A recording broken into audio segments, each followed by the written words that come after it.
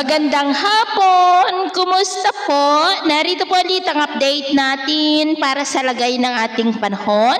Ngayong hapon po ng February 9, 2026. Sa ngayon po ay nananatili na walang anumang sama ng panahon sa loob at labas ng ating area of responsibility. Hanging amihan pa rin ang patuloy na umiiral dito sa Luzon at shearline naman ang nakakaapekto dyan sa may Visayas. At sa ating wind map forecast, wala pa rin pong sirkulasyon na nakikita na tatawid sa ating kalupaan for the next 5 to 7 days. Indikasyon po iyan na walang banta ng bagyo dito po sa atin hanggang sa mga susunod na araw. At sa ating nga pong long range forecast, wala pa rin naman pong bagyo na nakikita na tatawid po dito sa ating kalupaan for the next 2 weeks, pero hindi pa rin inaalis ang posibilidad na maaari na may LPA na mabubuo sa silangan ng ating bansa sa susunod po na mga araw.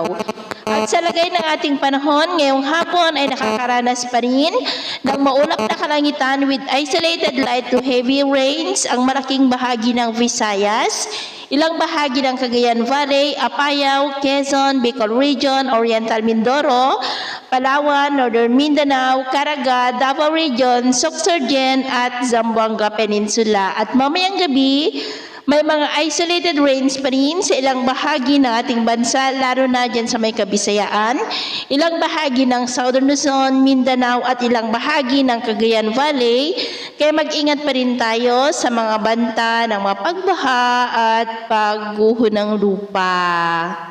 At sa atin naman pong mga baybayin, maalon po ngayon sa may extreme Northern Luzon seaboard, silangang buong baybayin ng Northern Luzon, maging sa kanlurang baybayin ng Central Luzon, Lubang Island Seaboard, at maging sa baybayin ng Infanta, Polillo Island, Northern Samar Seaboard, Camarines Provinces Seaboard, at silangang baybayin ng Catanduanes at Northern Samar Seaboard ng mga alon ay posible po na aabot hanggang sa 2.5 to 5 meters height. Hanggat maaari ay iwasan na po muna natin ang papalaot dyan sa mga may kulay pula para po mas makaiwas sa mga sakunang pangkaragatan.